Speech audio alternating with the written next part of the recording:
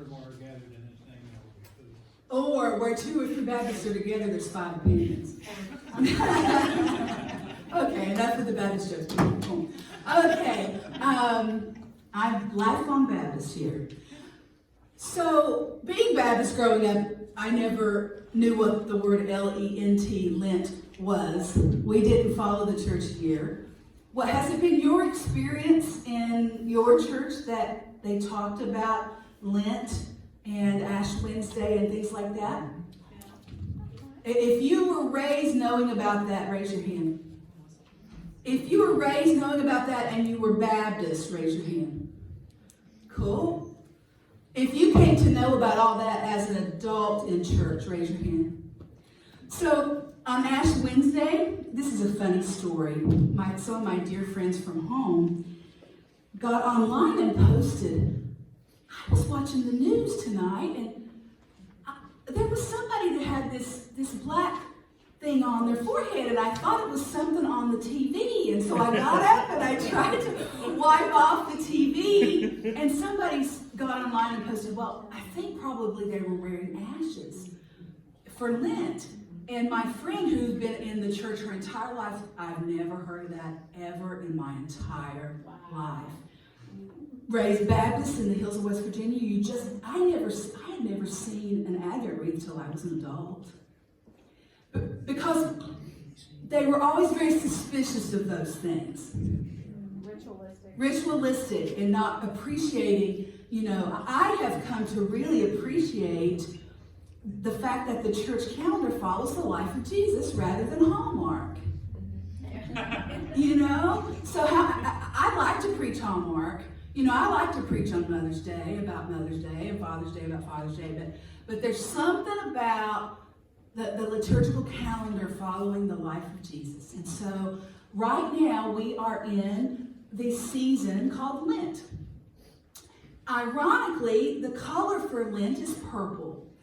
And it's always during the, you like Lent, the time of the year where it can be very dark. Oftentimes it starts in February. But it's also a time when things are being prepared and cleared out.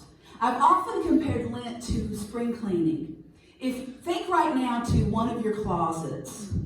If you open that closet, just toss out some things. What might you be able to get rid of in that closet you're thinking of?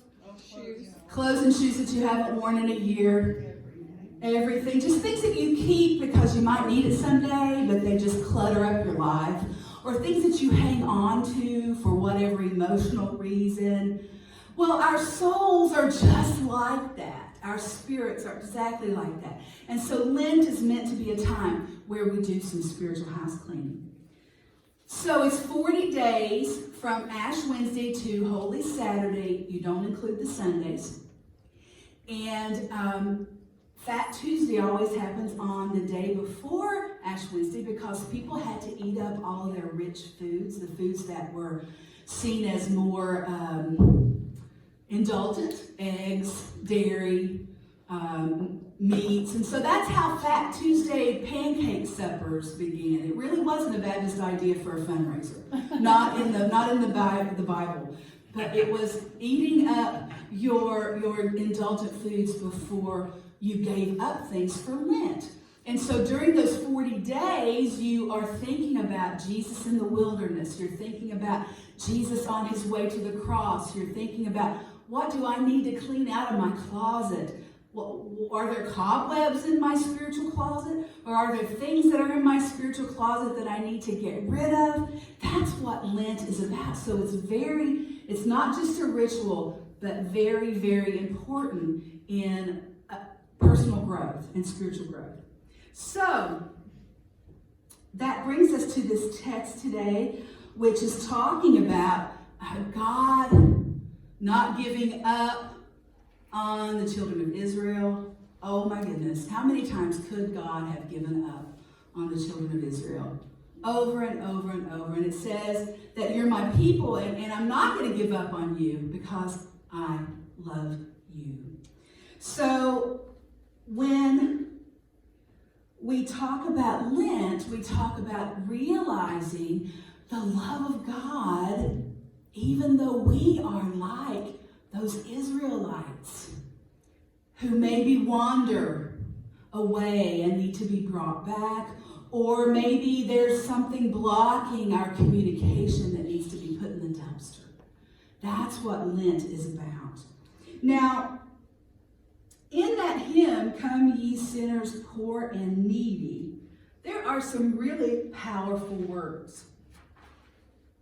Come ye weary, heavy laden, lost and ruined by the fall. If you tarry till you're better, you will never come at all. If you tarry till you're better, you will never come at all. Amen. That's called procrastination for one thing, but how many times do we get caught up in shame, or we'll do it later? I told somebody at the women's conference yesterday, we were talking about how many times do we put things off in life because we're waiting for things to be fixed. You know, I'll do that when I lose weight. Okay, if I put that off, I may never get it done. You know, that's what we do in life. We put things off instead of handling them when we can. Don't let shame, don't let embarrassment, don't let anything like that come between your relationship with God during this Lenten season. Amen. You have to have preparation.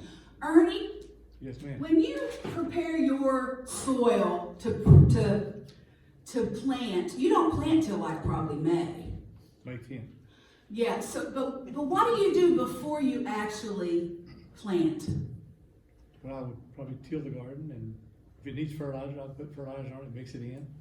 Try not to use too much chemicals in it. Okay. You want to go as organic as you can, if possible. And then when May 10th gets there, you till it again and you plant it. So you got to break up those hard places, those packed in places. How many of us have hard, packed in hearts? And if we allow God, He'll take like a spade or a pitchfork. It might be a little painful. And He'll break up those crusty pieces of ground in your heart. And through His Spirit, enrich that soil. So while we think of Lent being a very purple, dark season, somebody a long time ago decided purple's going to be the color of Lent, but I'm thinking maybe green ought to be the color of Lent. What do you think? Well, green's already taken because after the resurrection we enter into what we call common time until Advent again. That's green. But, you know, we're Baptists. We changed it. I like the growing shamrocks but we'll eventually put some green and black out there too. But yeah, green because this Lenten season is meant to be a time where our hearts are tilled and our hearts are broken and there's fertilizer put in. That's why people do a lot of things at Lent.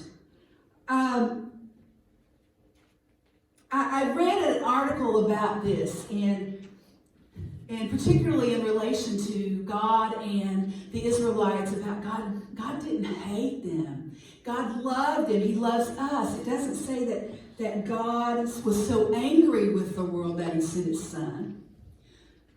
It's God so loved the world that even in the midst of our hard hearts, even in the midst of the times when we don't attend to our relationship with God, even in the midst of our falling away, God is like that relentless hound of heaven, not forgetting, not leaving us, constantly pecking us on the shoulder. I love you.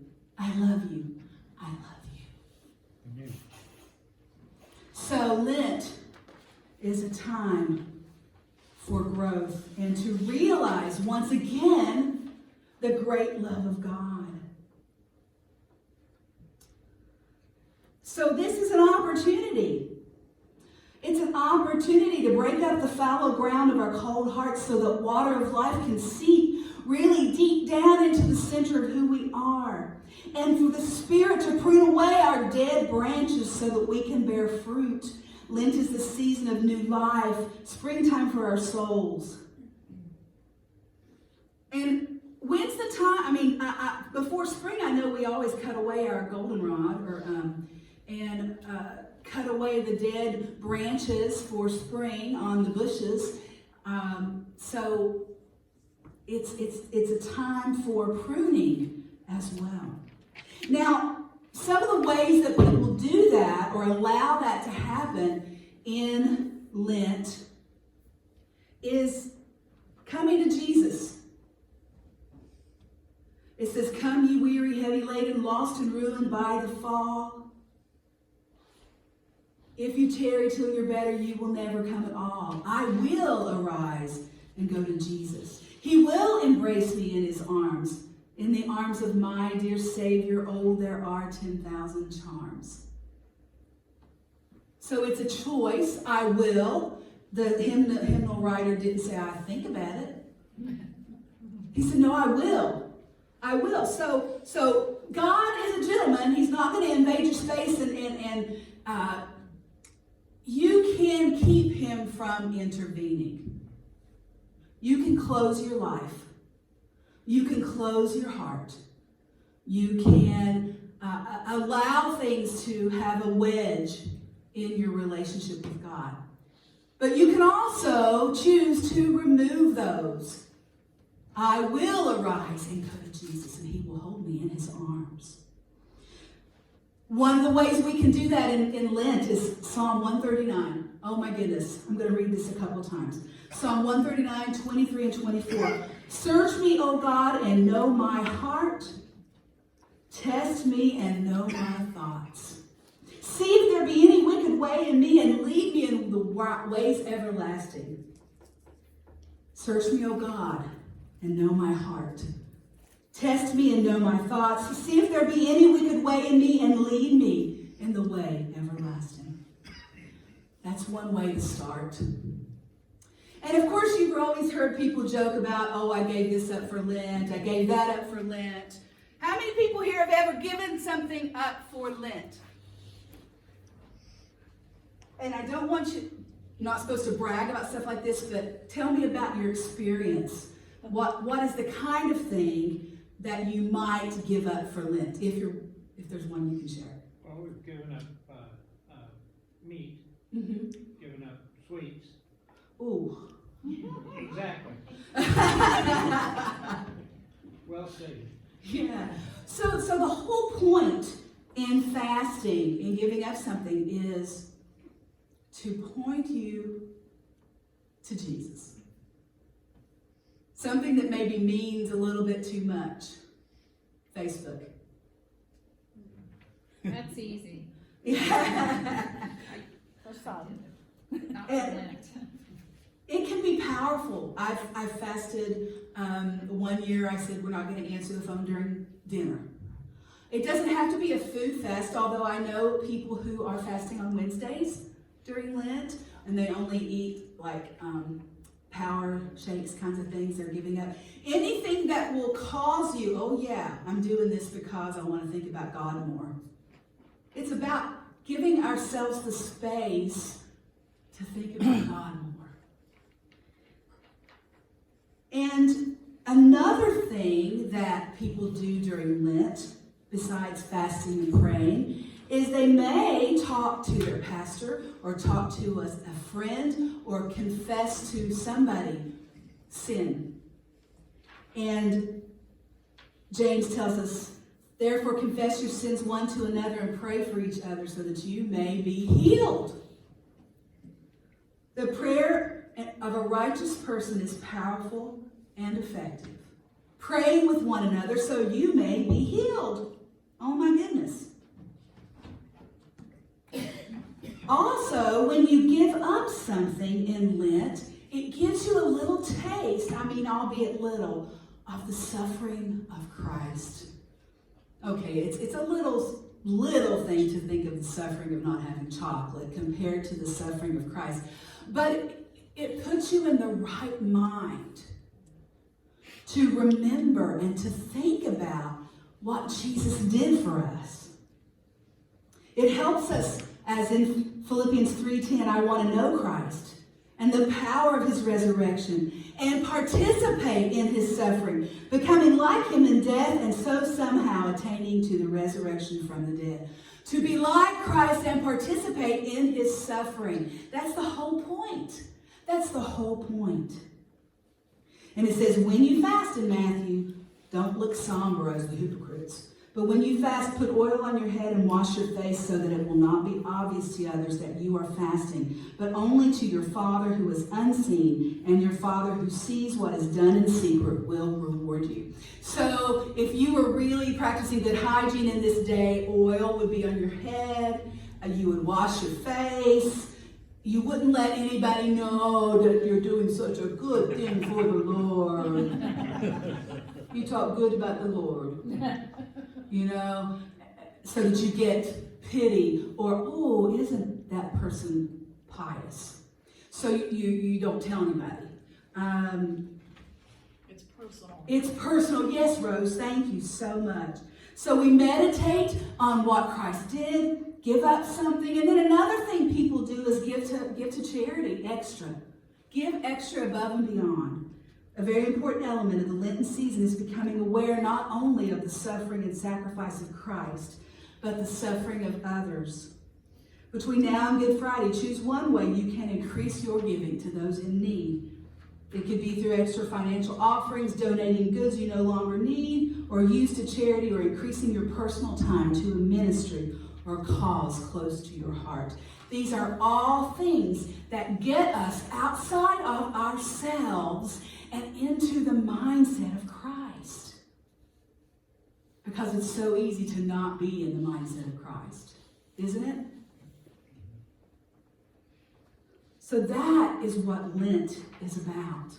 And so as we go through this season, and we're going to be spending time talking about various elements of Jesus' journey to the cross, I want you to think about things that can help you grow.